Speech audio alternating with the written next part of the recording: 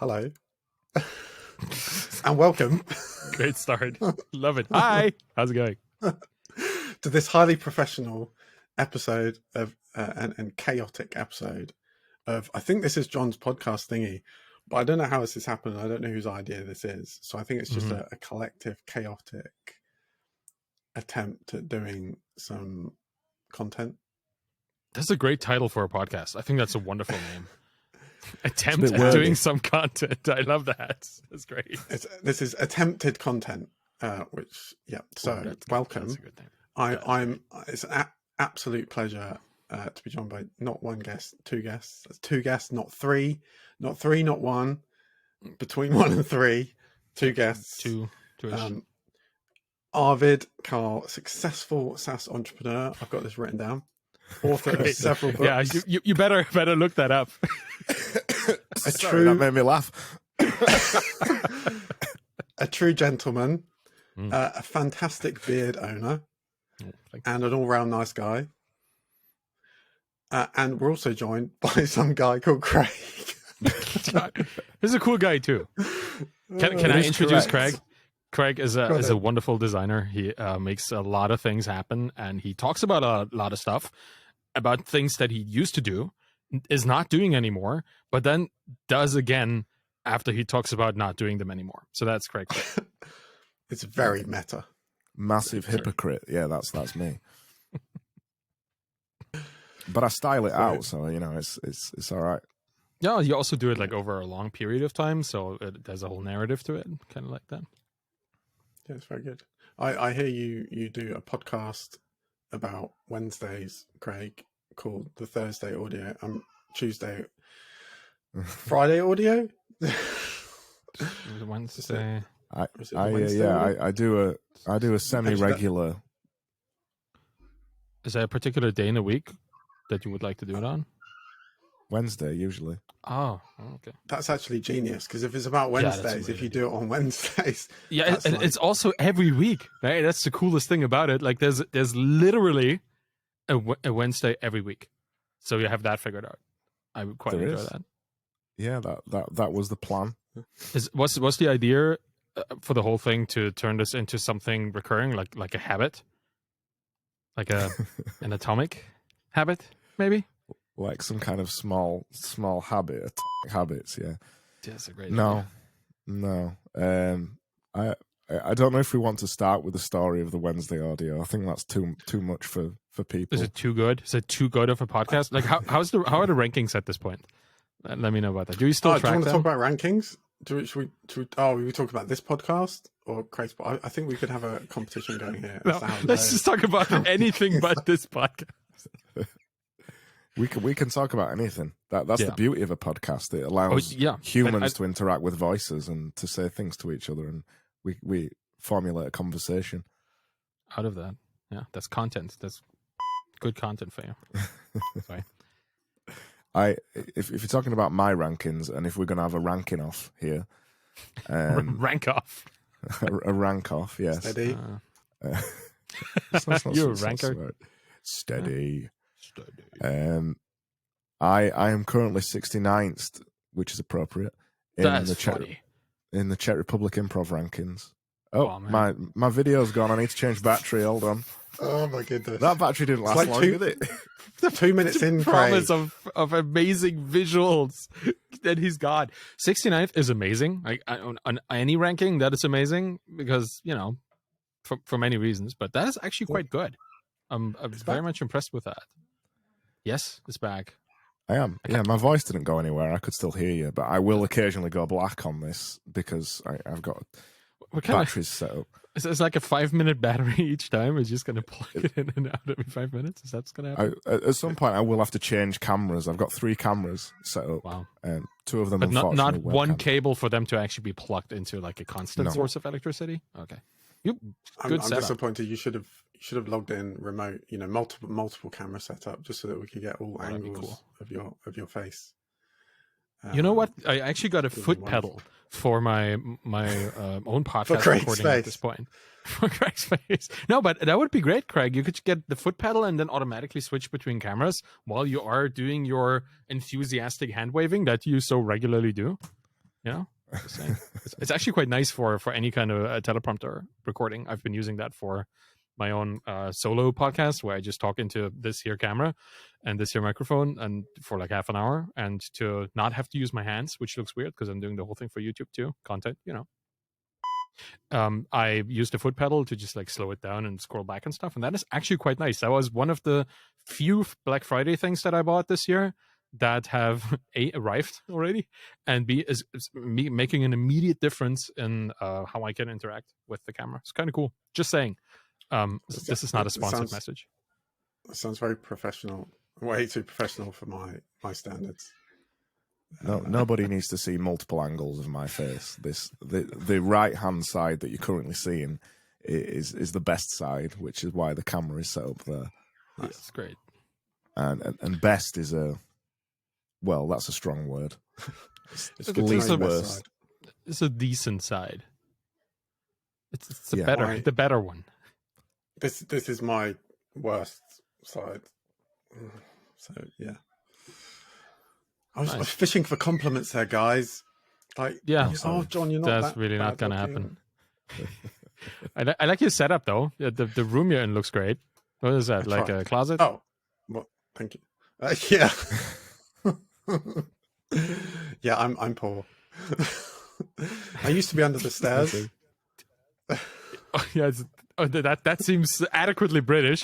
But I think like even rich people have closets. I'm just saying, like, I think that has nothing to do with social status. My closet, this is a walk-in closet that happens to be the size of my living room and looks exactly like my living room, and is in fact my living room. Is awesome.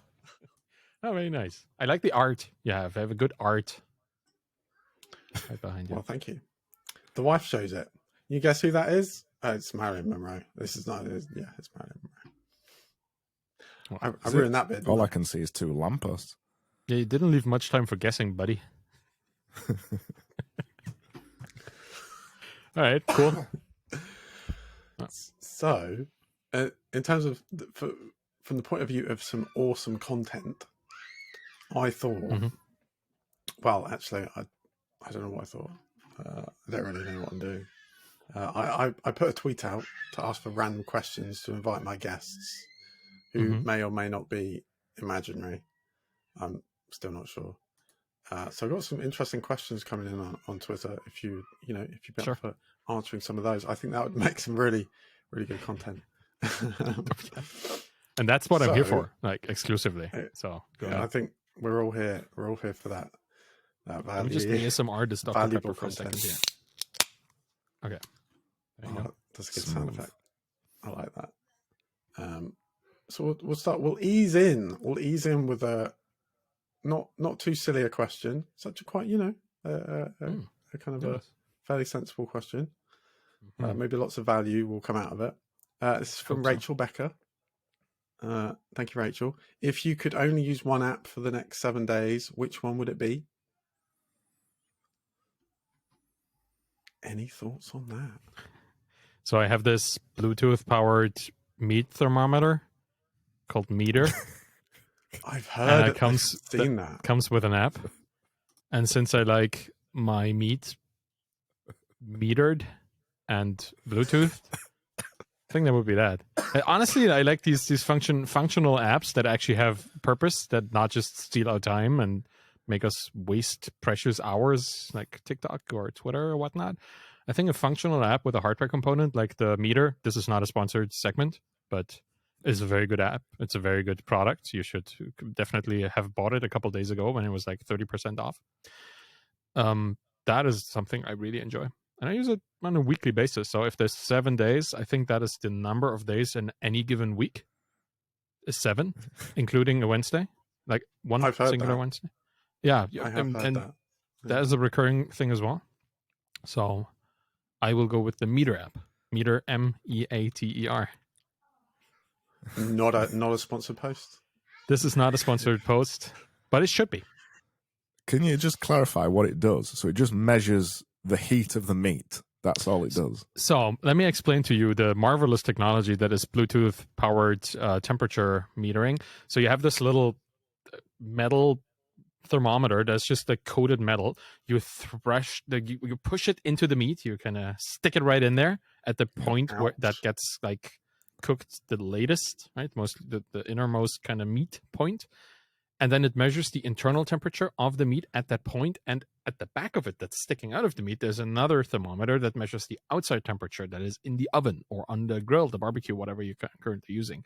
And that thing has a built-in Bluetooth like my sender device part, and you connect it with your phone, have your phone nearby, and then it continuously sends temperature readings to the app, and the app determines when you will reach that particular temperature for that particular kind of cut of meat or chicken or fish or whatever, and tells you to take it out of the oven at that point for it to then internally cook to the perfect temperature. That's the idea behind the technology. And it recharges by putting it into like a little housing that it has with a battery in it. Is it shaped like some kind of meat? Like a steak or a sausage or something? Like you can put it into a steak if it's big enough, because the thing no, I mean the recharger. Is the recharger shaped like a piece of meat? That is actually hipster wood. It's made out of 100% hipster wood, so it looks very nice. You can stick it to any metal surface because it has magnets, hipster magnets as well. And it's not meat shaped, but it's meat like kind of knife block shaped, so it looks like a knife block. It's all kitchen style. It's very good. It's high quality. I don't know why I'm advertising this thing, but I just really seems like a missed opportunity with it being meat shaped. I've got to say that app and the whole product sounds like a thing I'd see with a YouTube satire video about that would be called Heat Meat or Meat Heat. Oh, that's a great idea. It sounds like a satirical product, but it's actually real, and you use it. It is super real, and it is one of these things that's it's kind of laughable if you think about it, but once you use it to the point where it actually produces a meaningful result, you just don't laugh at it anymore, right? It's any meat thermometers are normal, right? You put the thing in and you read the temperature. Sometimes you stick it in and it has a little gauge on the top where you see like the little red thing. Like reading the temperature of meat isn't a new thing, but to have it coupled with a mobile phone, or now in stores, the base station that you can put right next to your oven and that automatically multiplexes into your Wi-Fi, so you can take your phone with you through your house for just $350 or something, and 4 numbered meters that are on the thing. That was their Black Friday deal, I guess. I have it in memory. So I should have gotten it, but I didn't because I already had it. It's a great Christmas gift that I got from Danielle a couple of years ago and has been used ever since. And people really seem to like the quality of meat that it produces.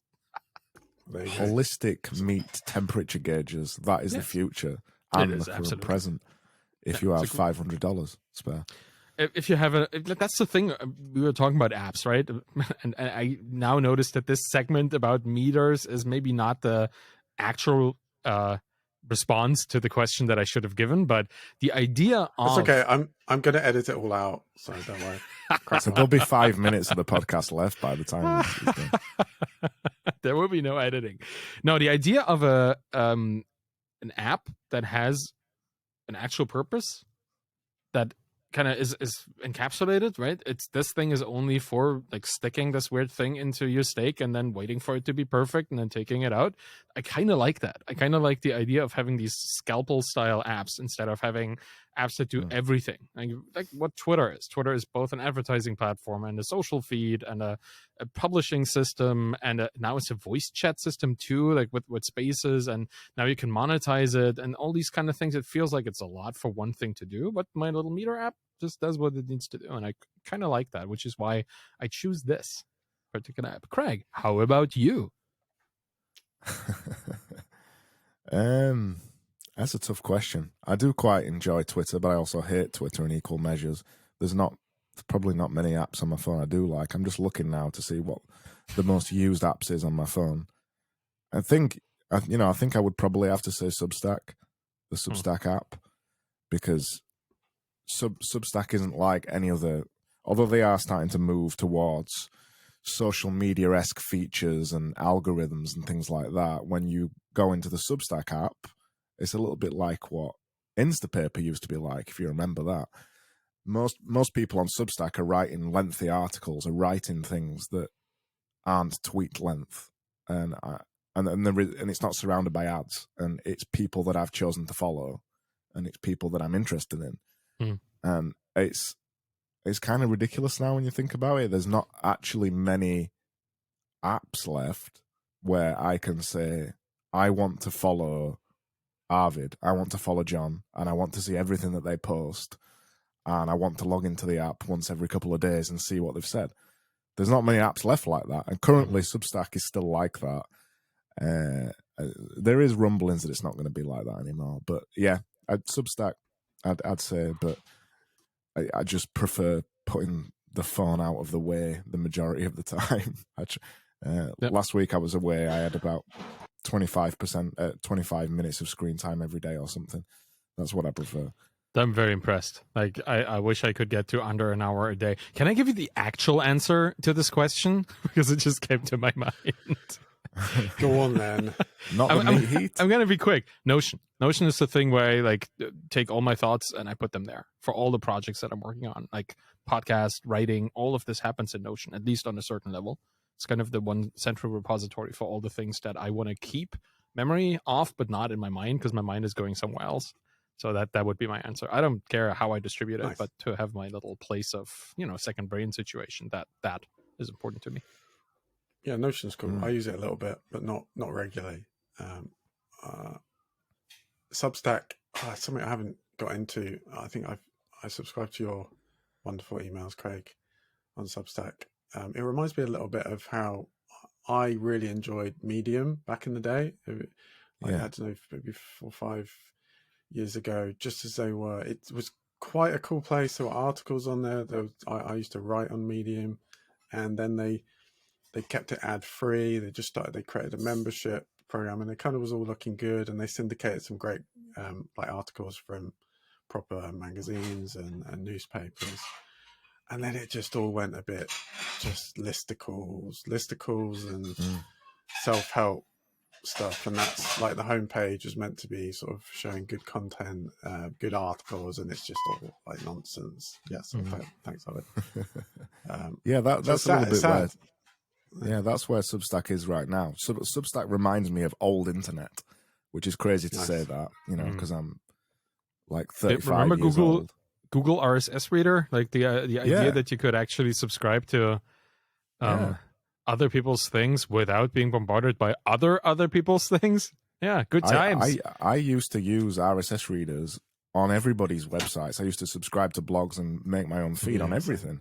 And Substack is a little bit like that, because it's people writing things online, and then the comments section is really good on Substack too. So people leave surprise, thoughtful comments. What? And and it's surprising. And it feels a little bit like old internet when everybody had a blog and everybody were publishing on their own website, and it feels innocent in some way, which is really nice. I found that too with email in particular, right? Sorry for interrupting you, but I feel like it. The technology itself, like the underlying technology, is so old that they just couldn't corrupt it, like other than just sending out spam. But that is not how email works with people that you write to, right? If you have a list of readers and they respond to you, you respond to them. It's a much more intimate kind of communication that can't be hijacked from the outside. I love that. And one thing that I noticed beyond email and RSS, because we were talking about it right now, another technology that is still based on RSS, which many people might not be aware of, is podcasts. Like the whole podcast space is still RSS feed based. Like every podcast, every show out there has a feed that other aggregators or discovery tools can pull new episodes from. That is really cool. It's cool to know that what we're doing right here and what each of us is doing, like for themselves, is still accessible in a non-usurped way by some company, because we publish these things ourselves and other people pick it up. It's kind of a distributed space if you think about it, which is kind of what social media is not. So I really very much enjoy the fact that both email, newsletters like Substack, and podcasts still are based on this foundational technology, free technology too. Yeah, I agree. I don't know when everybody suddenly decided on the internet that we were going to mix up the order of things and people didn't want to listen to the latest thing or hear or see the latest thing. I don't really know when that happened or why that happened, but it is incredibly annoying. And the fact that podcasts are still like that, emails still like that, is, actually quite nice. And I do think it is probably the right word is innocent. I you follow people because you want to see their latest stuff, and podcasts, email, Substack to some extent, or Substack is kind of getting a bit weird. It's kind of moving a little bit away from the idea that it's an email platform, but it still is right now. But yeah, just send an email. I get the best comments back to some of my stuff when somebody just emails me. It's funny because there's no pressure for them to perform. It's not a performative comment. They're not saying it to be funny or saying it to be sincere or any of those things. They're just saying it because they wanted to, which is still it's a connection, right? Yeah, which is still quite nice. I've got one guy that listens to my podcast. I always call him Other Matt on the podcast, who sends me an email most months just taking the piss out of me, and it's quite nice. We have a private conversation of taking the piss out of each other. I think he's American or something, or Australian or something like that, and we've just connected through two silly things. You seem to know him really well. I don't want to reveal too much, just in case Other Matt doesn't want to be published to the millions from John's podcast. Yes, you've got to keep it anonymous. I love that. I love the connection, and I think that it makes a whole lot of difference where your audience is, and like where the people that read you or listen to you or watch the thing you're doing, where they are and where they're consuming it too. Like to me, there's this distinction between an owned audience and like a rented audience, and most social media platforms, they really just rent. They rent the relationship, right? They give you access to somebody's following of you. They don't give you access to them. You don't get their email. You don't get like their phone number. You don't really know if they are who they claim they are. You just get this kind of relationship, very superficial, a non-intensive relationship with them. They click on follow. Yeah, cool. Now you follow each other. But an owned audience, like an email list, or even and somebody pulling your RSS feed in many ways, that is something where people have to go through this very, very hard to justify step of giving your personal information to somebody else. I think that makes a whole lot of difference, right? When somebody hands you their email, they trust you with not abusing their inbox, and that by itself is a foundation to a much stronger relationship than somebody just clicking on the platform. And I think what Substack is currently doing is that they're trying to go more into the social aspect, which is great for network effects, right? By recommending your show or your newsletter to somebody else while they sign up for somebody else. All of this is wonderful for you and the growth of your writing and stuff, but it kind of it cheapens, it makes it more shallow, the relationship between you and your reader, because it's not this, oh yeah, I really want to follow this guy. It's okay, I guess I'll read that guy's stuff too. It becomes less of an intense relationship, which sucks, because those are the ones that mean the most, like you and your potentially Australian, maybe even American person. And they also, for if you think about it as a creator, as an entrepreneur, those are the relationships that could potentially mean monetization or helping somebody else with their problem, and you get compensated for it, like doing work for them, right? Those are these relationships that are so strong that allow for this to happen much more than some random follower on Twitter. So yeah, I guess owned versus borrowed is a good concept for these two things. Yeah, I think you're super exposed, aren't you? If you're kind of reliant on platform, whether it's like purely like risky. YouTube or Twitter, because you could get banned or whatever, and sort of lose your following, and it's kind of a lazy following, isn't it? I think between us we've got a lot of followers, but like most of them, it's just noise, right? And I think that's when it comes back to the algorithm. The algorithms get created when basically the platform has just become noise. And so the platform is trying to reinvent itself to be useful, because it's just become a load of noise. But when you've got a platform like Substack, and it's more intentional, calm content, I guess, there's less of a need for it. But even if they do introduce something like that, if you've still got the control to use the algorithm or not, I guess Twitter have kind of done that, right? With kind of the home. you can either choose the latest tweets or it's still not a guarantee. That's the problem, right? No, You don't know how that works. Like most recent, what does it mean? Like I follow 16,000 people. It doesn't show me all 16,000 tweets that these people, or like I only get to see a selection anyway. The question is now, what weird filter is applied to this? Weird filter number 1 or weird filter number 2? I don't have a choice what they look like. I just choose between two weird options. Really doesn't make much sense. Exactly. I think it started when Facebook started experimenting with their home feed and started to algorithmically optimize it for conversion, because they needed more clicks on ads and they needed people to be more energized to come back to the feed for other reasons than staying up to date. I think that's like the origin of that. Yeah, get more hooked. I have this kind of moment, what Nir Eyal describes in Hooked, in his book. This kind of trigger, action, valuable reward, investment loop. These 4 things happen every time, right? The moment you get triggered, you do something, you go to Facebook, you see something, you don't know what it is, variable reward, and then you respond to it. That's your investment, and that triggers somebody else's trigger, and then they take an action, and so on and so on. And that kind of getting that trigger earlier, or at least getting the action earlier, that's the whole optimization process of these platforms. So I guess by having a feed that shows more engaged content, you have a higher chance of a person engaging with that content, thus triggering other people to come back to the platform. It kind of sucks. I don't want to be a victim of somebody's psychological theories and experimentation. Man, I hate social media. It's warfare, right? I'm sure, Craig, you've gone. Do you want to go on a little rant about content, Craig? Do you want to create a little space here for going on a rant about content? Oh God! And God, where do you begin?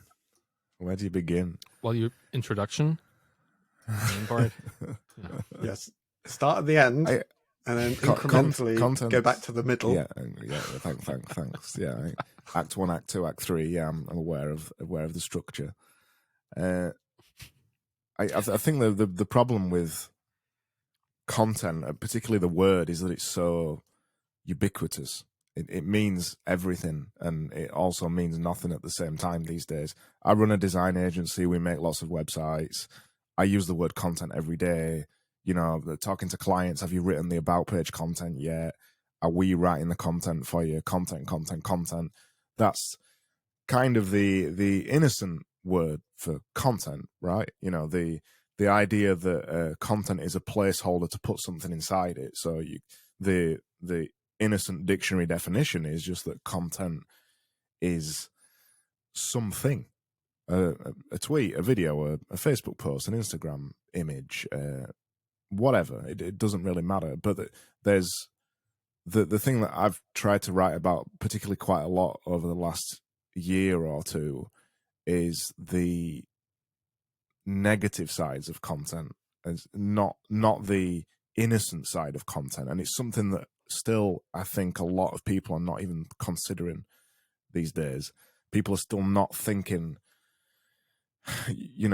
is it bad that I'm sat here scrolling Twitter 3 hours a day? Is it bad that I'm sat here watching pointless YouTube videos for 3 hours a day on an evening? And am I in control of that habit? Or am I being manipulated by the particular kind of way that these platforms exist, and the particular kind of tricks that Arvid was just talking about, and the particular kinds of content that these people write?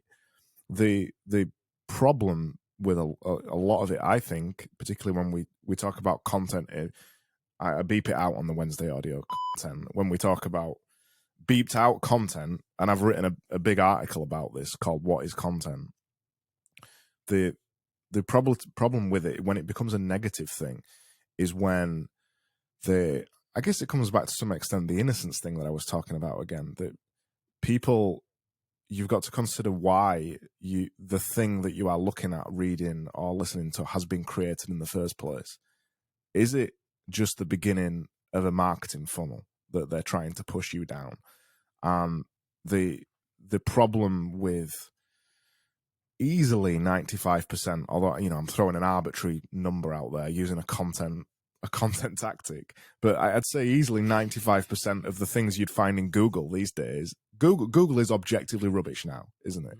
when you search for something, it is full of listicle articles that has another reason for being there other than the reason for you wanting to find out about it. So as an example, I might be looking up a recipe for, I've just got spaghetti carbonara in my head because that's the thing that Arvid was tweeting earlier. I'm looking up a recipe for spaghetti carbonara, and I find an article with a good recipe for spaghetti carbonara, but the article also has a cookbook at the bottom of it, and I can't see the full spaghetti carbonara recipe because I have to pay for the book, and it only gives me so much. It teases the real thing at the bottom of it. And the internet didn't always used to be like this. It used to be a good resource for finding out things. You know, the information superhighway, as it used to be called, the idea that you can go on the internet and learn things. The internet, or rather the World Wide Web, is becoming less of a resource of information and more of a kind of deluge of vacuous content that would be beeped out, vacuous content. And everybody is obsessed with creating it. Everybody, no matter who you are, everybody sees that as the path to enlightenment, the path, make a personal brand. This will make you a better person or more employable or whatever. So what do you write about? Well, I write about how to become a better person. I share 7 tips on how to be a more productive person, and then I released a course about productivity.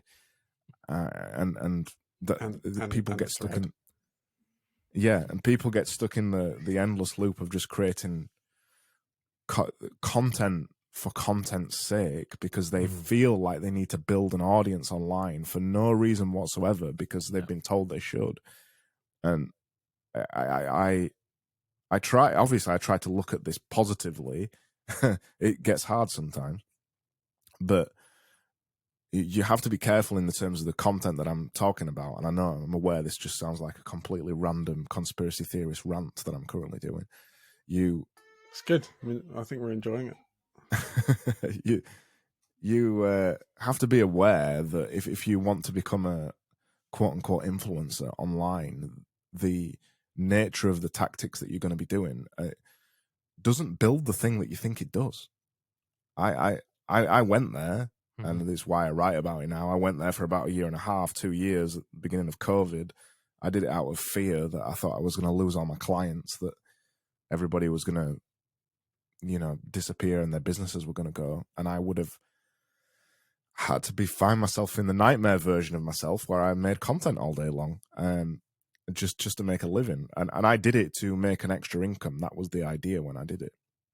And I very innocently tried to some extent become an expert in design or marketing or whatever, and then you quickly realize that it doesn't lead to the thing that you think it does. It doesn't lead to more clients, which is ultimately what I wanted. That particular flavor of marketing doesn't. That particular idea of making content, because I made nothing of purpose. I was just writing tweets. I went from 500 followers on Twitter to 5,000 or something, which is where I've remained ever since I stopped. And I kind of had a wake-up call and realized that this is not the way. This is not the way to be yourself online. This is not the way to make permanent things and make them stay and be able to talk about them and have an opinion and all that kind of thing. And out of that, I made the Wednesday Audio, which is probably the most random podcast in the world. But I made that because I wanted to make it, not because I thought I had to make marketing content. And I spent 1.5 years making marketing content and it having no appreciable difference on my business whatsoever. That's the side that nobody's telling you about, that this stuff doesn't really matter. That's the frustrating part too, right? Everybody tells you how to do it and what to do, and then you do it for no reason, and then nothing happens. Because everybody's time was wasted. Like the people who gave you that little bit of affection and a little bit of their attention to see if what you had to say was not one of these weird people following just a formula. Now they're disappointed. you're disappointed, and nothing was gained. It's really unfortunate. I'm very much afraid that the tooling that we currently use, like particularly AI-based features as well, like the open AI constructs that came out of it, like many of the copy AI and the chat GPT and all these things, make it even easier for people to fall into this trap of make the one thing that everybody needs, because that's the whole opposite of the reality out there, right? Like there is not one thing that everybody needs. There's not one shape to what people want, because that is just a very general definition that doesn't have a reality, doesn't reflect the reality out there. Like there are people, let's stay with the carbonara, and there are people out there who really just want a quick recipe. For them, all they need is a list of ingredients, list of steps. And then there are people out there who do research on the historical significance of dishes in communities, in countries, in whole like civilizations. And particularly the Italian cuisine has a gigantic impact on the world. So there are people out there who want to see the backstory. They don't really care about the recipe. They probably have learned a lot about that before, but they're more interested in, why is that particular kind of ham being sourced for this? What's the significance of the cheese choice? Is that related to a historical event where Parmigiano was all of a sudden hard to come by and people went for pecorino? Right? There's all this stuff behind one thing that for some people is super interesting and for others is not. To judge either of these sides to be the right side and say everything I do is for these people and the others I don't care about, that I think is the wrong approach. Like you have to make a choice on who to serve to find the people that actually need what you have. Because if you don't make that choice, if you think it's for everybody, whatever you're writing, then you're going for the lowest common denominator, and that just turns out to be what everybody is doing. So you make no impact on the people that actually might be interested in the specifics, your perspective of what you have to say. I know this is also rant and rambling on, but at least it's not 10 bullet points in a thread. So there you go. Well, exactly. It's a race to the bottom, isn't it? With that kind of generic content production for the sake of building an audience, which seems to be that's the goal. The goal is to build an audience, and nobody knows why. I think I've been there as well. I suppose you build an audience because you want to sell stuff to them. It's like fantastic, but then like why? Asking why is I think a good position to take. Well, we all want to monetize on the topic, right? Of like rest. Well, yeah, or do we? I don't know. This is I mean, so what am I doing on Twitter? I have no idea. I had a thought of doing a course and ebooks. I did like an ebook which was kind of just actually ended up being helpful for for my students, and then like people were learning to code, and I made a few dollars off it, but then I just decided to put it out for free. And I thought about different things like putting a course together, and then I just I kind of gave up because I realized that I just wanted to do other things. It's a weird thing. I think my strategy on Twitter at the moment is just to post random stuff, and I have no strategy. But monetization is if you want to make money out of whatever. I think that doesn't mean you have to chase for the the lowest common denominator. I think as Arvid as a good example, you don't have to become a non-personality and become a kind of sterile copy and paste content producer. Yeah. But I think Arvid to some extent is a good example as well. He's got a set of skills. He had a business that he sold, and then he talked about that. And then maybe he talks about wider things these days, but it wasn't the other way around, which is what a lot of people are doing. And I was talking about this just earlier to somebody. The issue now is everybody is obsessed with becoming an influencer online because they think there's a lot of money in it. So what people do is instead of having a skill and then marketing the skill, they market and then make the skill up afterwards, which is just bizarre. So you have these people trotting out the silly productivity advice or the life advice or stoicism quotes or whatever that they just work. They repeatedly work because, they just do.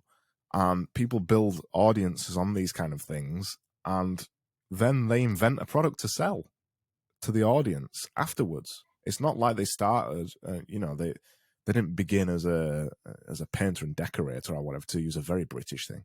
They didn't begin as a painter and decorator and then start talking about that and then build a business around it. They just woke up one day seemingly and went, all right, well, I'm going to build an audience. And I think that is such a bizarre way around of doing it. I don't think that the majority of the tactics in terms of building an audience in and of themselves are bad.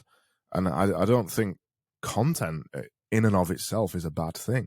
I just think when it's used for the wrong reasons and when it's used to, let's be honest, manipulate people, and when it's coming from a place of fakery, when it's dishonest, it is wrong. And unfortunately, there's a lot of people out there making a quick buck from these kind of things.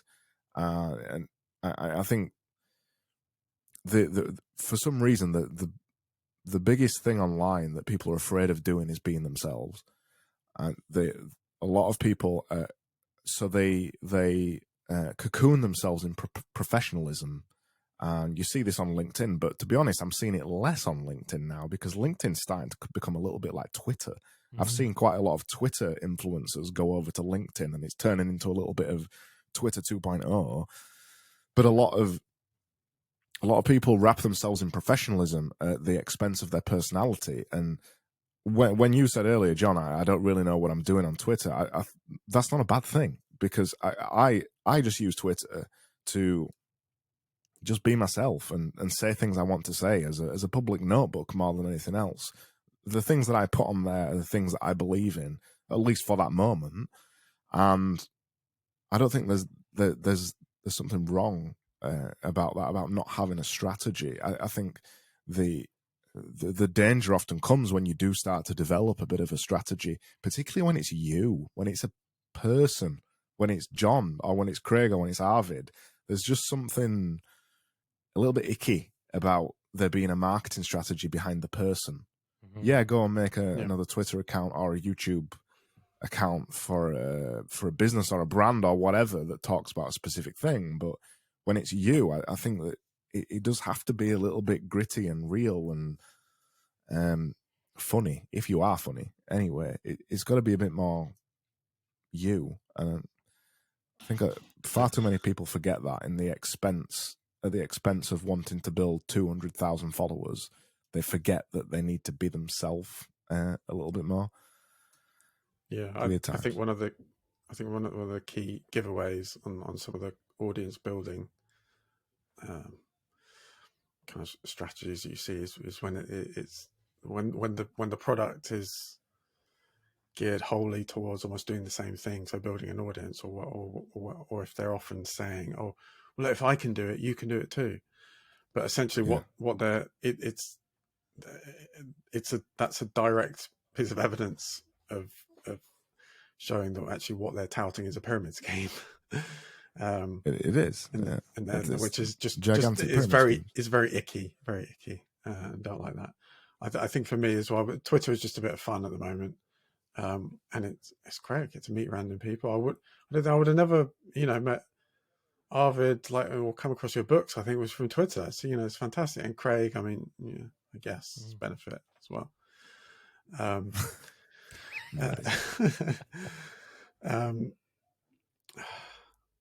That's the beauty of it, though. Yeah. Do you want to try and say the thoughts, or do you want me to say mine? I don't know. No, you crack on. I was just going to say that's the beauty of social media. When social media is doing what it should do, you meet like-minded individuals who you want to connect with, and then you come together and potentially do something like what we're doing now. That's what social media should be about. But if all three of us here were just posting stoicism quotes all day long, we would have never even talked to each other, would we? Because can you imagine a podcast like this where three people just quote like Marcus Aurelius at each other for an hour? Does this exist? I want to listen to that. Dude, I've seen them. I've seen them. Professional podcast guests, when they respond to a question, all they do is go, "Oh yeah, well, it's just like when Marcus Aurelius said X, Y, and Z. Oh boy, eat your veggies." That's what those podcasts are like. They just quote other people. They have nothing to say, or maybe they have things to say, but they are scared of saying them. And I think those exist. That exists. You know, there's a hell of a lot of podcasts out there like that. There's a hell of a lot of interview podcasts out there like that, video interviews, all that kind of thing. That the majority of the market of quote unquote content is incredibly middle of the road and incredibly dull because they're afraid of putting anybody off. Basically, they're afraid. Oh my God, what if somebody doesn't like me? Imagine that. What if somebody random on the internet that I've never heard of in my life? What if they don't like me? What am I going to do about that? It's very bizarre. Very bizarre. That's the thing with a general audience appeal, where people think that they need to please everybody. Because like we see this too, like in entrepreneurship and business, the famous businesses that everybody kind of aspires to build, like the Apples and the I don't know, Googles and Facebooks and non-technical businesses in the world, they're businesses that serve everybody, really, right? That are there that try to capture the whole market. And this whole spiel that Peter Thiel has been on about in 0 to 1 about, you know, capture the market or lose. Like either you become the dominating force, you have a monopoly, or you're scraping the bottom of the barrel. That's kind of what that whole book is about, which makes it kind of shit. That story is repeated all over for all kinds of founders, and they all think, okay, I have to have mass appeal. I have to build a business that serves everybody at some point. So I have to craft a message that shows me the best light that is most appealing to everybody out there, forgetting that there are stages before you appear at that top echelon of businesses, and you probably don't even want to build a business like this because it comes with all kinds of drawbacks anyway. And you see so many successful people who are just themselves, like Tony Dean, right, who's building Snapper and all these little Twitter Blackmagic tools and stuff. Like, he's an indie hacker, has a name, it's just himself. When he goes on a podcast, he just tells stories about his upbringing, like coming from a country, coming from poverty, like all this stuff. It's just a person building a thing and building multiple things, and that's his business, and that catapulted him into a financial position where he can now live the life that he always wanted to live.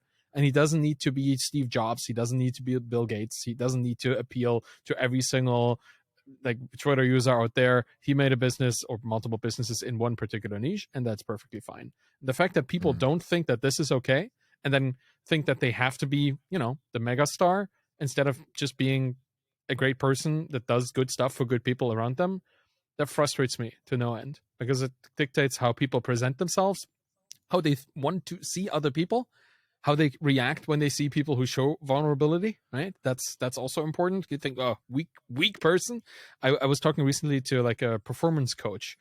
I don't think you should ever talk to performance coaches, like if you want to stay sane, because they were telling me not to apologize. They were telling me not just to assert dominance. And I was like, but I don't want to be that person. I don't want to be that person that other people think is like this flawless powerhouse of performance, because I'm not. I'm sitting in my basement. This is the only thing I'm doing today, and that is what I'm doing. Right? That's my life, and that's what I want. That is what I want my life to be, and that is what I want other people to understand my life to be. I don't want to put up this facade and then operate from there, build a personal brand that isn't me. Why would I do that? What's in it for me beyond this like growing disparity between the reality of my life and the reality of what other people see? It's just, I don't want that. It's way too complicated. I think I'm too lazy to do this.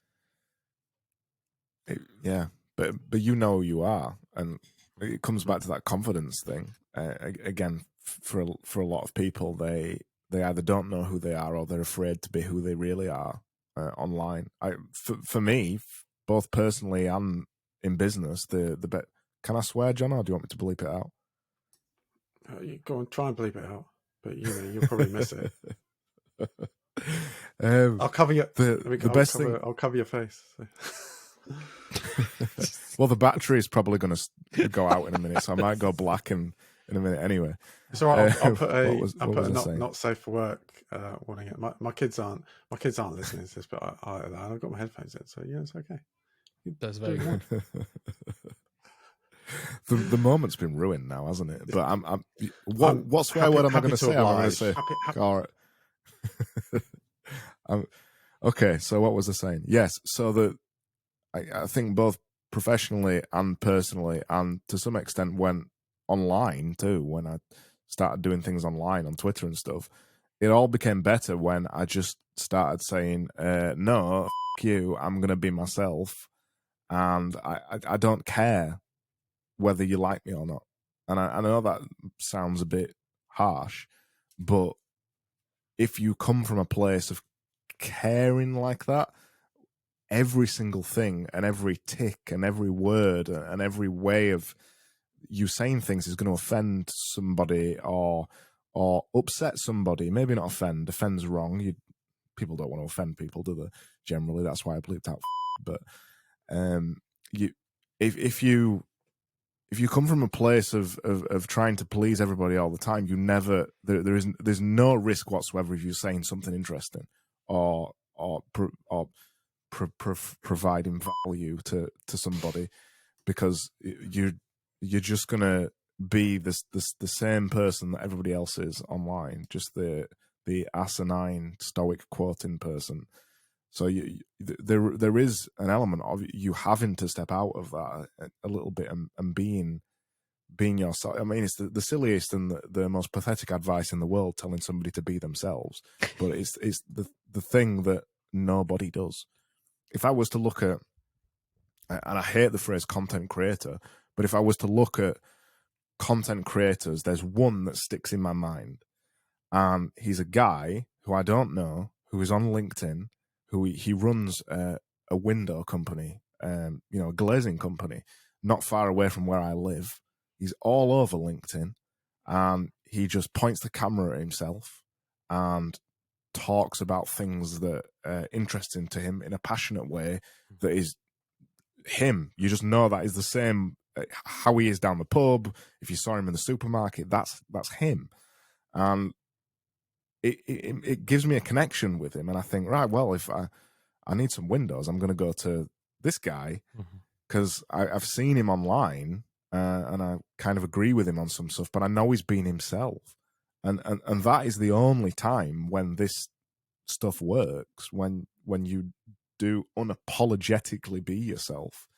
If you stand anywhere else between those two lines, it just doesn't work, because there's no passion to be found in pretending to be the strong guy that has no weaknesses and never says anything negative and deletes all the bad stuff and all that kind of thing. There's just nothing there. It's easy though, right? Like, because everybody else is doing it, it's so easy to imitate. It's so easy to find a Ryan Holiday book with stoic quotes like his. I have several of them because I'm genuinely interested in it, but I would never talk about it because everybody else is talking about it. Everybody else is using these things as a safe and widely accepted way of not making any difference, right? It sounds like you are, but you're not. Like, you're not inspiring somebody by quoting Marcus Aurelius. Like, if they would be able to be inspired by Marcus Aurelius, they would have already read the book, because most likely they have seen 40,000 other people quoting that stuff at them on Twitter for the last decade or so. Right? So doing this is a fairly safe thing because it signals something to you, the people who follow you or who you want to follow you, that it's just very tame person. You know exactly what you're going to get and stick with them, and you get slightly inspired every couple days. I don't know. That feels like it's a promise that is just so underwhelming. I don't know. I'm not interested in that. And I just think that's. Sorry, I was going to. Wait a minute, Craig. Let me say something. So I think that's a symptom of the algorithm as well, right? Because we're told, you've got to stay on brand, you've got to find your niche, and then tweet about your niche, and tweet the same content, and then the algorithm will pick you up and you'll go viral because that's what everybody wants. Totally. and real humans aren't like that. So I'm convinced the algorithm looks at my account, it has no idea who I am or what I do, because I go all over the place. And I kind of enjoy that, because that's kind of me anyway. I think I have what people call a portfolio career, which I don't really, it's a bit of a nicky, anything that needs bleeping out, but I do lots of different things and I kind of enjoy it. And in my 20s, I think, coming back to young people, in my 20s, I didn't know what I was doing. I think a lot of what I ended up trying to do was copying other people's, what I viewed as being kind of successful. So I wanted to run my own business, but I didn't really know why. And I ended up employing people. I really didn't know why, and I really didn't know what I was doing. Good job. It kind of, and then I merged with some other co-founders, and that was like, even worse. But now I kind of, like, I'm in the 30s, and I kind of figured stuff out a bit, and I'm fortunate enough to kind of have that confidence myself now. I kind of know what I definitely don't want to do, and I know what I do want to do, and maybe that's what a lot of people don't have. And by copying, by becoming an influencer or whatever, they become nobody. Maybe unfortunately because they don't know who they are. They can't be themselves because they are nobody, and then they're just trying to turn into another nobody. Maybe this is getting a little bit philosophical, but I think there's a lot of truth in that. Yeah. I think there's a lot of truth in that. That I think the other thing that isn't being discussed because it hasn't happened yet is that, think of somebody like Ryan Holiday or James Clear or any of these people. As far as I'm aware, these are not real people. They're robots, because I've never heard any story or anything about their actual human life. It's they make good books, cool, but you don't know who they are. And a lot of the young people who are trying to copy a Ryan Holiday or a James Clear and all those kind of things at 21 and 19 and things like that, and like, dude, you've got a good body because you're 18 and you're full of testosterone, you've got no kids, and you've got all day to train. That's why you look like that. But I think the issue is that these people, I think you hit on a good point, that these people don't know who they are.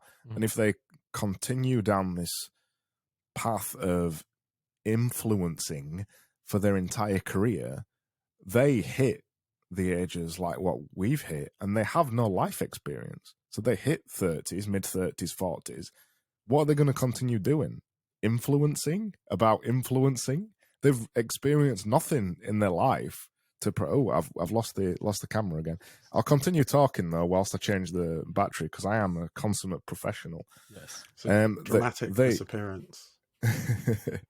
They will continue to just talk about influencing all their life and make no real impact on the world, which is somewhat ironic, because all they talk about is making impact on the world, to never achieve it because they've got no experience. I think it's a wider, to go further philosophically, I think it's a wider issue in society that everybody is rushing so much to make an impact now that there is no time to learn a craft or become good at something or make mistakes or spend your 20s doing something not in the public eye. Imagine that. That people are... I've just lost lights. I thought you were just copying me then, John. Where's your lights gone? Yeah, the switch has tripped. This is amazing. Ooh, let's all go dark. But I've got a UPS, uninterruptible power supply, plugged into my internet, and I'm on a laptop. Hey! Wow. I was just. This is a very eventful podcast episode. I'm quite impressed. Yeah, the cool. So that's basically because I have really bad electrics in the house. Yeah, and sorry, the wires have probably been nibbled by mice, and occasionally just randomly trips. That's bizarre. So Craig, sorry about that. Craig, were you done with what you were going to say? Because I have something. Probably, yeah. Go on. I kind of want to offer an alternative perspective here, because I very much agree with you, but I think there's this one phrase that I personally use a lot too. Like, if you want to want other people to be interested in what you have to say, you have to be interesting, right? That's kind of that kind of summarizes what you just said in an actionable way. You have to do things for to be able to talk about them reliably. But I would look at influencing from a different perspective in addition to this, because I have this feeling that people don't follow influencers because they're necessarily experts in their space. They follow influencers because they are relatable, have relatable personalities, whatever that might mean, right? In some communities, that is just in the beauty community, it's people who look great and who enjoy looking great, who enjoy doing makeup and all that kind of stuff. And in our tech community, it's nerds who nerd. You know, that's just like, for me, it's just you have a kind of person, kind of type of person, and other people are attracted to them. And they're not just attracted to them because of their personality. That's an important part of it, but also because of their willingness to make choices for them, their willingness to aggregate information and condense it into another narrative, their willingness to curate resources for them and tell them where to go. Like, influencing is not just about expertise. Influencing is also about taking the load of other people to make their own choices and to do their own research. And I mean this in the least conspiracy theorist way possible, right? To do their own checking things out, being a guide, being like the Sherpa on their own way to Mount what Everest. Great joke, a wonderful joke. But it is, it feels that influencing is just kind of people clinging to people, real or not, like, like how much ever they show of their lives or not, to just not have to sift through all this information, to not have to filter this all by themselves, but to have like a trusted instance somewhere else. So influencing is just about trust as much as it is about expertise. And the people that annoy us the most are the people who have a lot of trust and a very, very little expertise. And there's the other flip side too. There are experts who are just super experts, but nobody knows about them and nobody would trust them, even though they are experts in their field. And I guess the successful people meet right in the middle. They're just expert enough to be recognized as one, and they build enough trust to then leverage that and use that as an influencing career. And any kind of extreme on this spectrum becomes boring or becomes dangerous. Either way. That's really interesting. You've got me thinking about one of my roles. I do teach a bit. I think most people have followed me. They I occasionally bring it up. So I sort of teach computing at like a university, or a very vocationally focused university. So it's a very non-elite university, should we say. But that's a role, that is an influencer role, right? But in real life. And I really enjoy it because I get to help people and get to point people in the right direction and kind of share experiences, but also be completely honest about all the stuff I don't know and say, well, let's explore this together. And just because I'm a teacher, it doesn't mean I know everything. Maybe that's, I really kind of value and enjoy that. I think, Craig, you've done some teaching as well, haven't you, in the past? I did it for a long time. I think maybe when on reflection, maybe doing it in real life means that so I can kind of just see the online version or the scaled social media version of that. It's just kind of a cheapened version. And it doesn't, I like some of the coming back to they're dark patterns, right? I think we probably heard it in user experience and usability design or user interface design. So the concept of dark patterns where there are tricks, psychological tricks or positional tricks to kind of get people to do things without them really realizing they do it. So and there is a fine line between kind of optimizing a website and actually just trying to trick people into spending money when they don't want to. But a lot of when influencers resort to essentially dark patterns and psychological trickery and using made up statistics like 98.8% to kind of dupe people into thinking that what they're saying is accurate because they're putting a very specific number on it, but actually it's just totally made up. That annoys me as an educator. I think it annoys all of us. But that's, I think, a telltale sign. But also coming back to the point about being genuine, and Craig, your LinkedIn contact who just what did you say? They're a painter and decorator, or is it a window person? Double glazer. He's a glazier.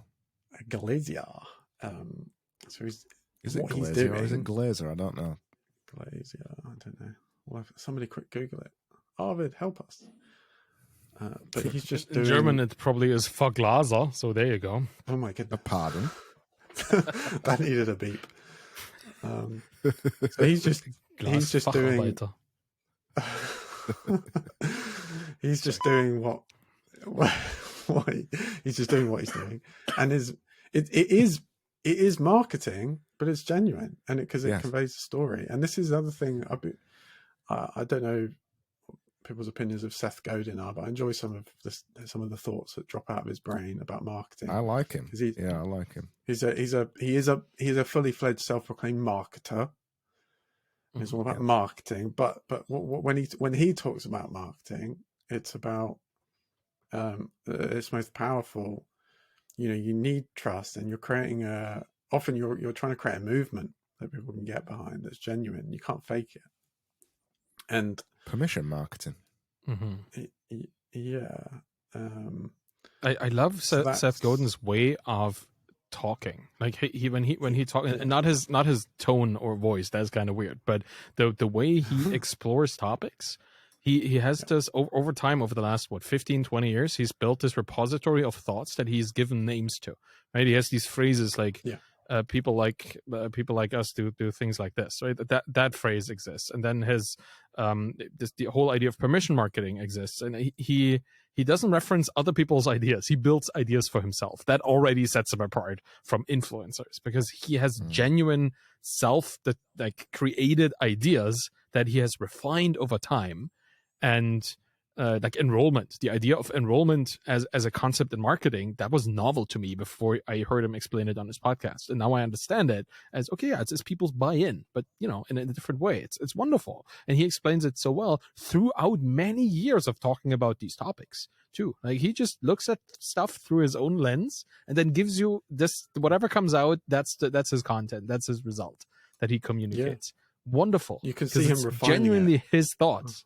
Yeah. Makes a big difference too. Like, his books are great. Like, cool. So I would recommend him. But just in this, the concept of marketing, for some of us, marketing is almost like a bad word. In the same way that influencing. Well, because many people abuse these kind of themes to show us stuff we don't need or want. Try to push us into buying them. Like, there's great marketing. And then there's not, right? Yeah, it's a tool that can be used and misused, as with most things. The same with social media, right, and platforms. I think the problem with the majority of marketing, particularly on the web, it is that it's bad marketing. And I think that now leads people to believe that there's no such thing as good marketing. But I'm always at pains to say I work in marketing, and people start to pull the knife out of the back pocket when I say that.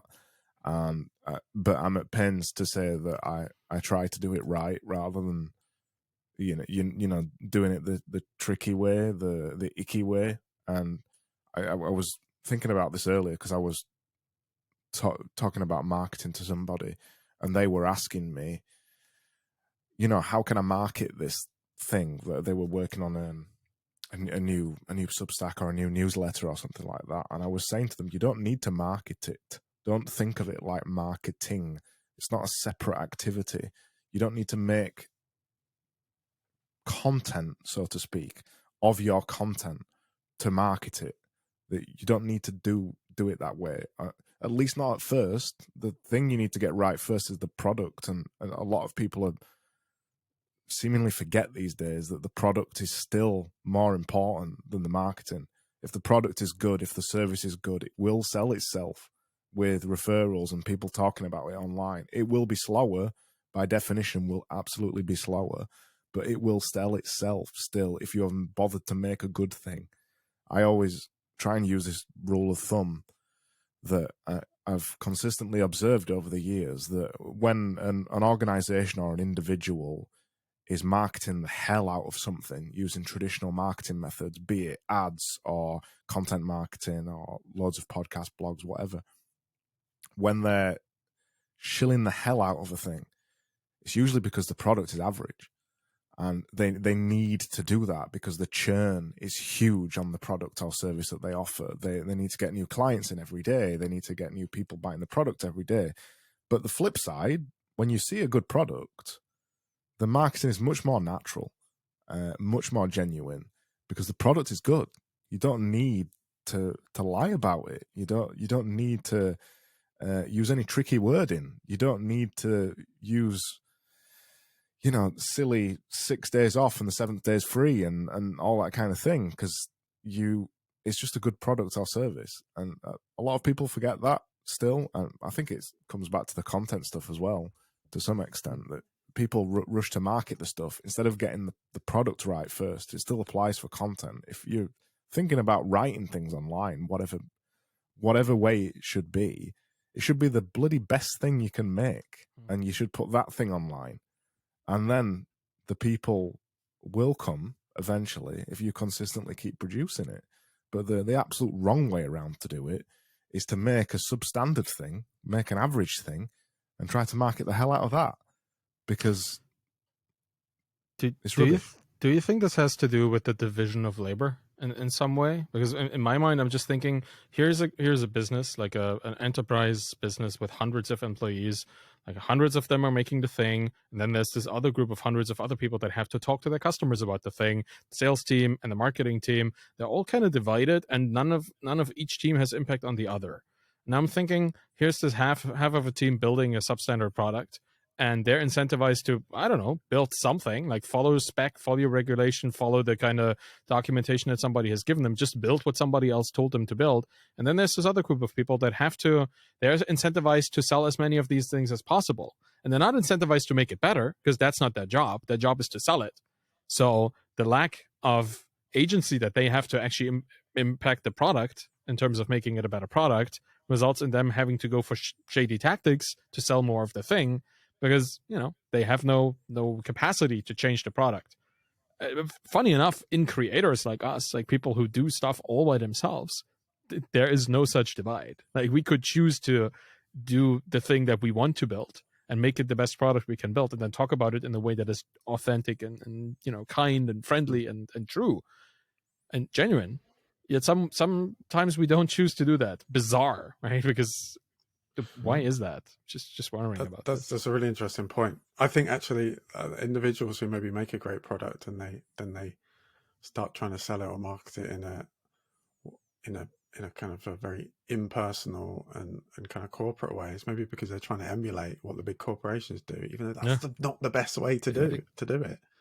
Again, with the Apple thing from earlier, right? People always look at what is whatever market leader doing, instead of figuring out what do the people that I'm actually serving with this, the few hundred, few thousand people, what do they expect? What works with them? Yeah, good point. Have you heard of Conway's law? Sorry, Craig, I'm talking over you. Yes. Yeah.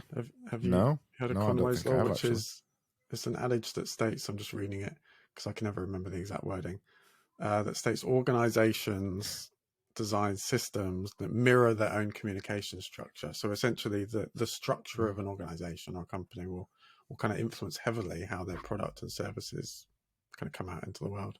And when you've got silos, like the product silo and then the marketing silo, marketing is viewed as something separate and needs to be generate magic out of nothing, and it's disconnected from the actual product. So maybe I think that's kind of a key point. And I think good marketing really should just be about lifting the lid off of what you're doing already, right? Showing that product. Like, if you've got a good product, you just want to be able to show it off and kind of slice down the middle and say, this is how we built it, or this is what's going on. That's what I think. I think that's sort of really powerful. Mm-hmm. That's absolutely what good marketing should be. It should be highlighting the things that are already there. If it isn't that, then there's a problem. Yeah, and right. The problem needs to be solved somewhere else. Yeah, not by lying. But, right. Yeah. Don't solve the problem by lying about it. Not by hiring a really good marketing company. Yeah, or a fancy brochure. Yeah, because I see it. I see it all the time in the kind of things that I do, particularly when people are trying to sell me, SaaS products and things like that. Particularly B2B, business to business SaaS products. They're always terribly designed, and they've got a flashy brochure and a flashy person, and you look at the app, and it's horrible, always horrible, and we often end up rebuilding something for one of our clients because they've looked in the market trying to find something that's nice, and we build them something custom because there isn't anything.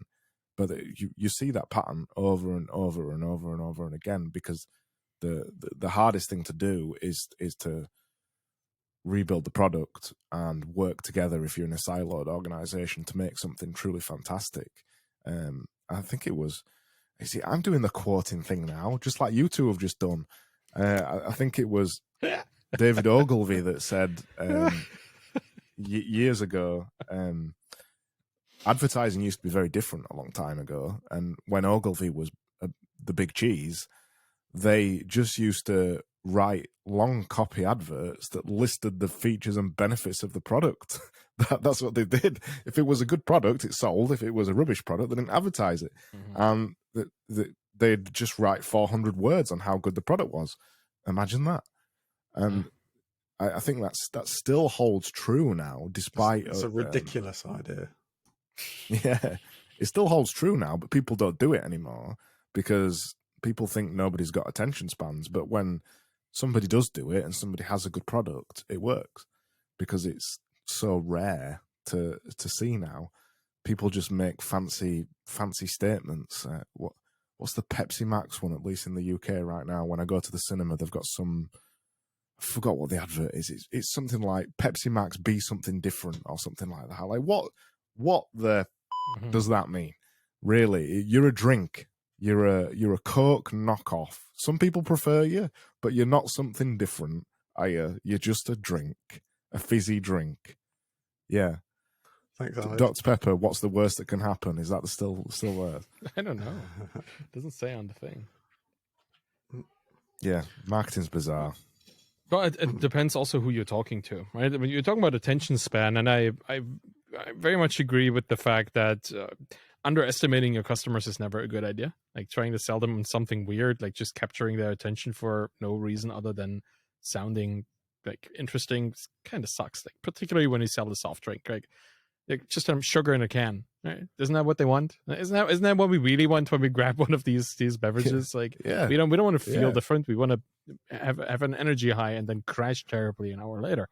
At least that's what I think we want. So, but between the age groups, or between the kind of parts of society that consume content in different levels, you will see different adoption depending on who you're talking to. So, it's like with YouTube videos, some people go to YouTube to be entertained, and that percentage, or compared to other people who go there to be educated, and that percentage significantly shifts throughout the age groups.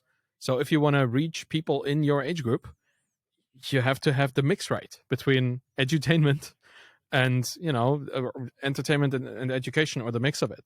So it feels like people optimize for that, and then there's this whole societal move of everybody imitates, and then it gets worse, and then people imitate again, and then we end up with people doing TikTok dances for like fast food products, which is bizarre. But it's just people imitating other people, going with the safe route because they've seen it work for others, so they use it for themselves. Like Ogilvy talks about the Red Bull situation in his book too, right? And I don't know what it's called, Black Magic. Like there's a book that's really cool, where Red Bull is this horrible drink that everybody hates, yet it's a gigantic business, right? Because there is something beyond just a beverage. There's a mindset there, and that is what they sell. The beverage is just a vehicle to it, which is also very interesting. I find, like, you can talk about what is the product. Maybe that's the interesting question. Maybe the product isn't just the drink. Maybe the product is you want to sell something else and use the physical product, like the great meter thermometer. Maybe the people like they use the app. The app is a big integral part of it, but what they want to sell, well, is it good meat? Is it good cooking? Or like, is that a company that's just trying to sell hardware? It's somewhere in between. And your positioning, like how you talk about yourself, that makes it either abundantly clear or confuses people, and then they don't know if you're Pepsi as a beverage company or as a lifestyle company, which they're probably not. A lot of unanswered questions on this podcast episode. I've got another quote brewing. I can't remember where it's from. Oh, that's great. But that's wonderful. But people, wait for it. Yes. People. You can edit this. It's all right. They pay for the service, but they buy the outcome. Okay. So.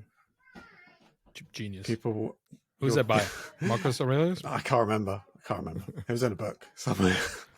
I really lost. Is that Ryan Holiday? I think that one. But I swear I've seen that tweet somewhere before. It's probably naval. You're right. Like they want the outcome, and the other thing is the tool, right? They don't. What is the phrase? Like they're not going to buy a nail. They want their picture on the wall. That's the thing. Yeah, of course. But you're still selling a nail. I think Seth Godin talks about that, doesn't he? You're not selling a nail. You're not even selling a shelf on your wall. You're selling, like, I don't know how he takes it all the way to like feeling like a fulfilled father, right? Because you can put a shelf on the wall, right? The 5 whys. Yeah. I think that's the Seth Godin thing, the 5 whys. I don't think he invented it, but he uses it quite a lot. Yeah, he probably just invented 4 whys. Yeah. Stole the 5th one. Huh. Wow. There's a lot of funny open-ended topics to talk about because none of them have a solution really. Like all of them are social and psychosocial topics really. Like people's perception of other people's perception kind of is part of all of this. Marketing, of self-image, of building audiences for whatever purpose, of being an influencer, a thinkfluencer, a creator. All of this is just being embedded in a group of other people and trying to figure out what they are trying to figure out. Blows my mind sometimes, like that there is no direct, reasonable solution to this. It's just kind of guesswork and hoping that your path, the one you take, is one that is interesting enough for other people to follow, whatever it is for. And that's kind of as open-ended as possible while also being as clear or as unclear as possible. It's just hard for me to even kind of conceptualize this because we're just striving to answer this question every single day. It's kind of how I feel with everything that I do. Like kind of every single day I'm trying to figure out what am I going to do today? Like am I going to continue what I did yesterday? Am I going to do something different? And I think that is the mode in which we operate. At least if we want to get somewhere, because we can't just copy other people's things and can't just do what other people have done before, but we also cannot ignore what other people are doing or ignore what worked for others. So it's kind of a constant back and forth between these two things. Craig, how do you approach this in your day to day? Do you even consider these things, or do you just do stuff however you feel? I'm often blessed that I'm to some extent I'm a little bit like John, that I've done a lot of things and I do a lot of things, and I've got a lot of I quite like the phrase polymath. So I've got a lot of different experiences. I'm very experienced, particularly in marketing and design and web and things like that. So I think it's a massive advantage to have a marketing head, no matter what you are doing. So I'm often making decisions about the way that I might write things or present things based on marketing decisions that I'm not even consciously considering these days anymore. So it's very hard for me to actually answer that question. What the bits are that I'm consciously and unconsciously doing.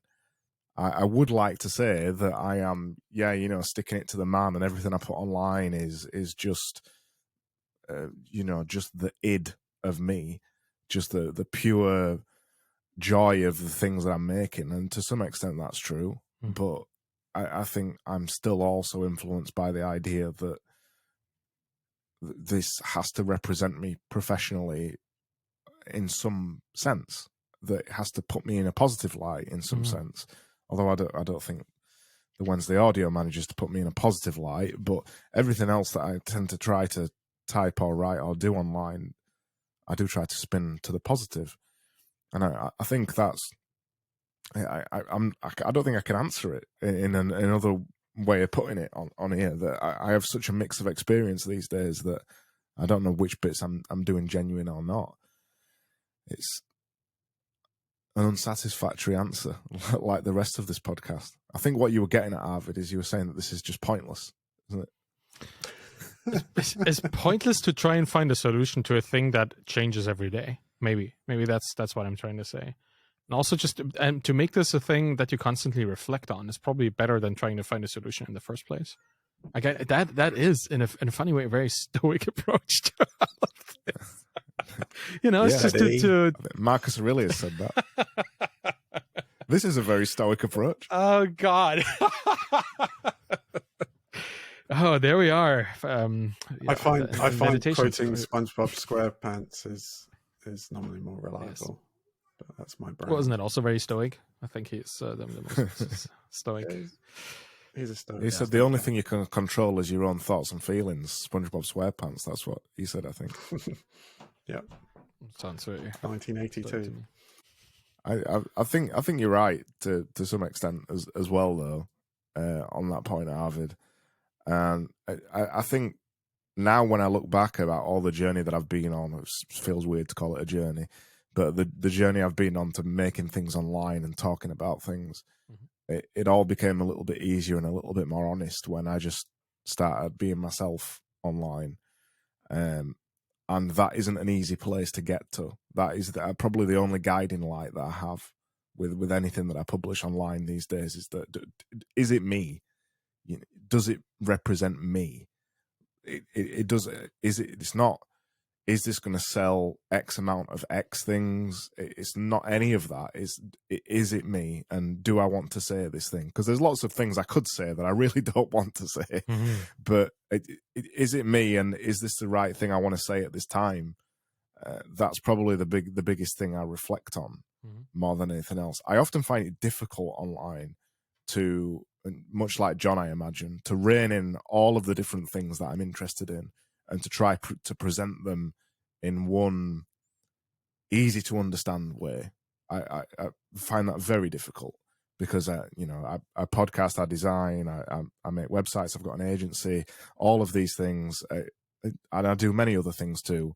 It's impossible for me to represent all of them online in a cohesive way for anybody to understand whatsoever.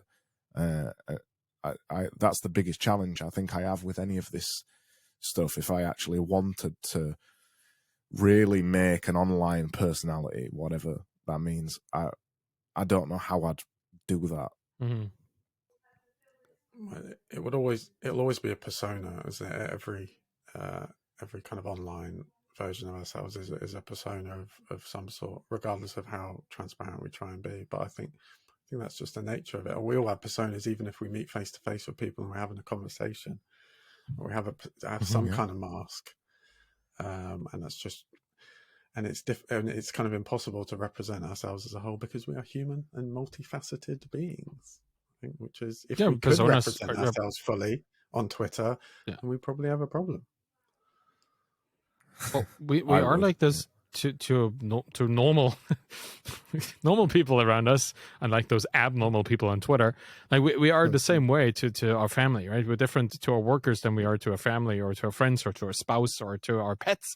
Like we're different people, like, because it's all about expectations. Like I think every person has this deep-seated desire to some degree to be a pleaser, to be accepted, to be wanted, to be respected, and all these little things that we lack or think we do.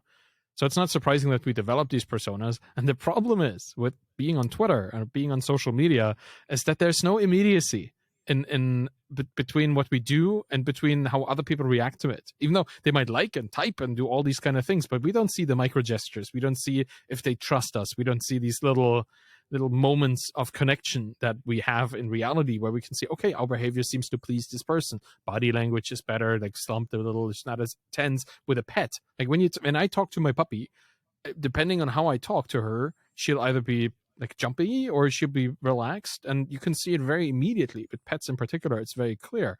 And with people, it's a bit harder because they have their own persona through which they operate. And then you have another layer of abstraction in between it, which is the internet. And but on the internet, then the systems we use to communicate, the limitations of the format, the 280 characters on Twitter, or the fact that we use images on Instagram and not text on it. Like it's all abstracting away the nuance of connection. So we built even more persona around that. And it's so hard to break that down because that opens you up to being completely misunderstood, because the nuance is not just in perception, it's also in sending. You only send one thing, right? You can't be one person to this person and another person to another. You're sending one image out to however many people are in your audience or are following you in your journey. It makes it super hard. So no wonder that people built this kind of James Clear abstraction around them, where they are not people, because it's just much easier to handle at scale, unfortunately. Indeed. All right. Well, that was the episode.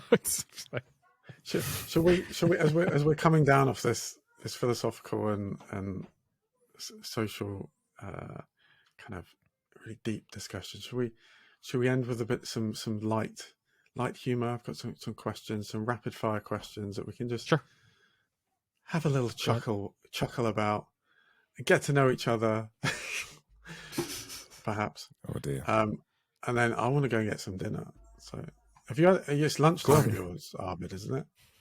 So you better hurry up. I'm hungry.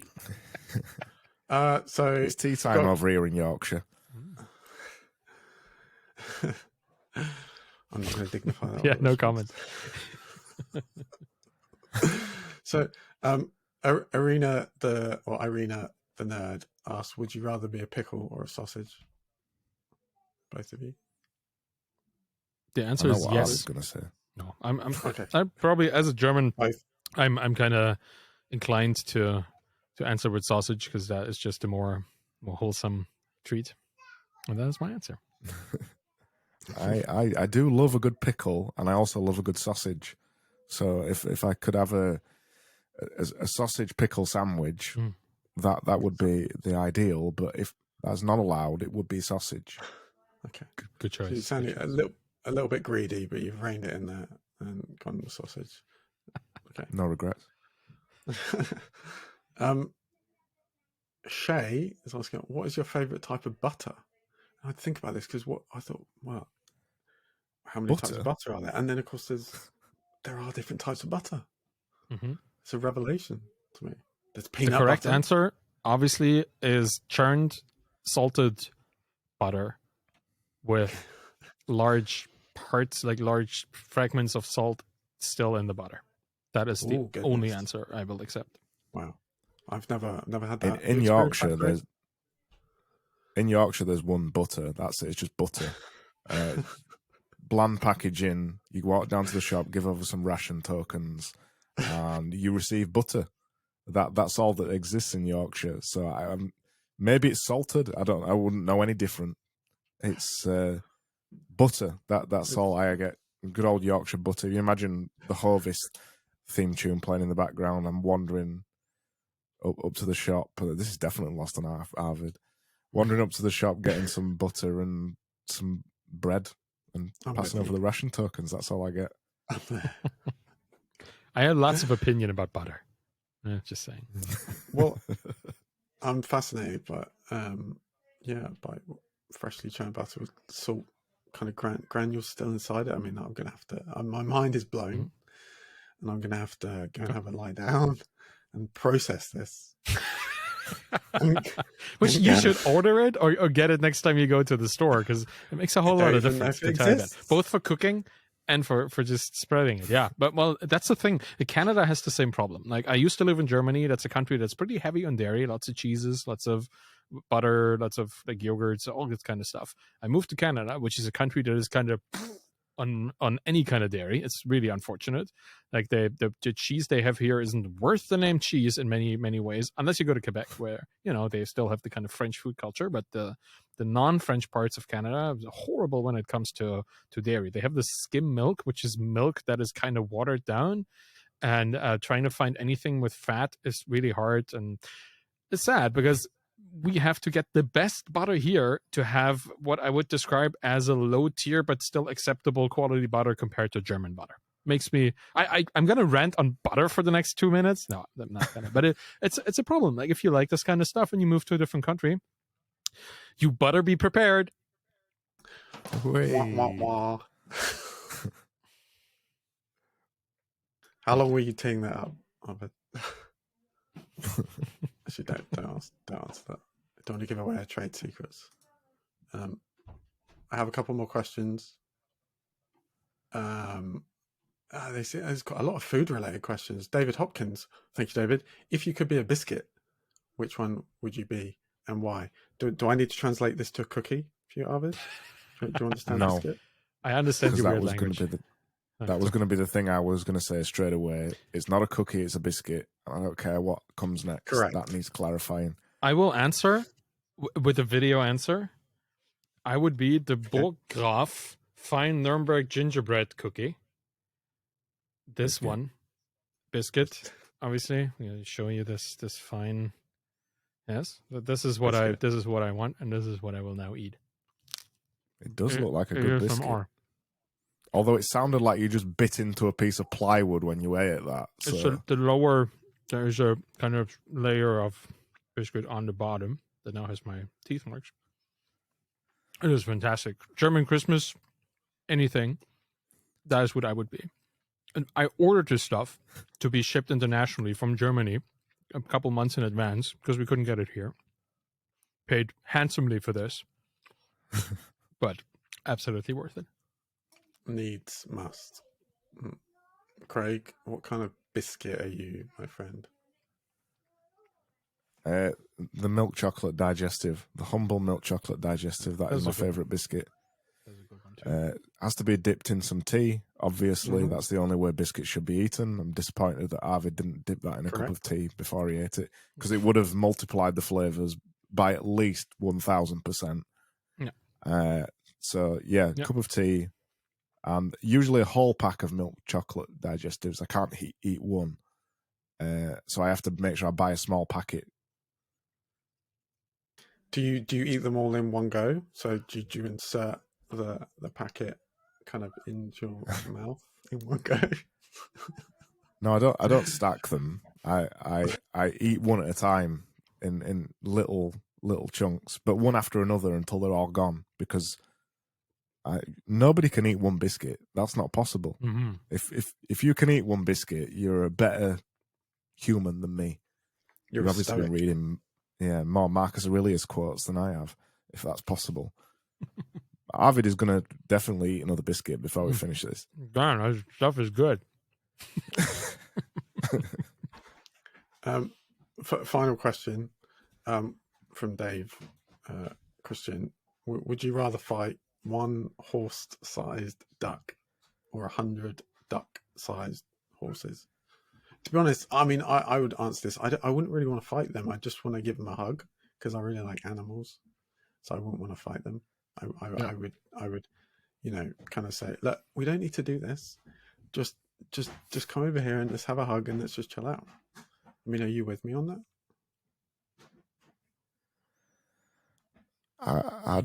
I'd fancy my chances against a horse-sized duck just for the legend that would go down in history.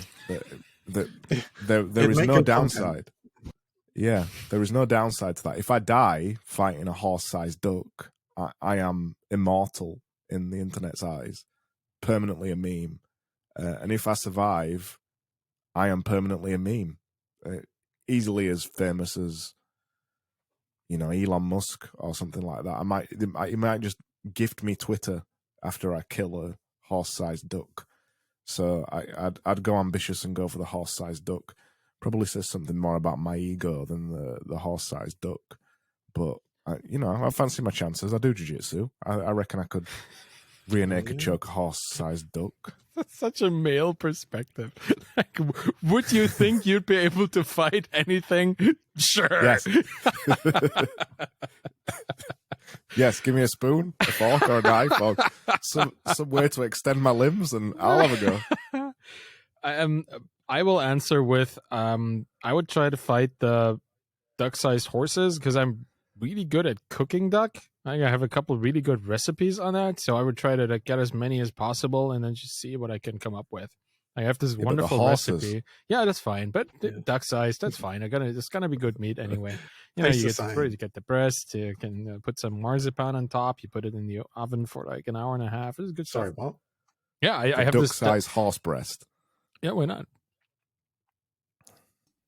Okay. Honestly, like from hypotheticals, like I would eat those things hypothetically, obviously, because they probably have a more denser kind of flesh. You would. What would you use, Arvid, to check when they were cooked? Oh, I would use the fine apparatus that is the meat thermometer, Bluetooth enabled, obviously. Yeah, I mean they have a lot of preset. I don't think they have horse as a preset in there, but you can always send a feature request to new recipes at meter, like whatever. I don't know. Yeah, but I would also not want to fight, but if I had to fight them, then I would at least cook them. That's my answer. Yes. Okay. That's a very German answer. I use all the parts. Winter is harsh. Well, they're also called osses around here, not osses. Osses. Osses. None of your cheek. Right. I want some food. I'm hungry. It's been a pleasure, gentlemen. Absolutely. I would ask for if you have any parting words, but to be honest, you might go on a bit. So I think we'll just leave it there. Especially Arvid. It's been a pleasure. Well, maybe we'll do this again. Okay, bye. But I don't want to. I don't want to. Give anybody false hope or scare anybody. No, don't do that. Don't give anybody anything. We don't need hope these days. Plenty of hope. Overrated. That's my parting word. So hope go forth and bye. Influence. Have a good one. Love you all. I'll do my best.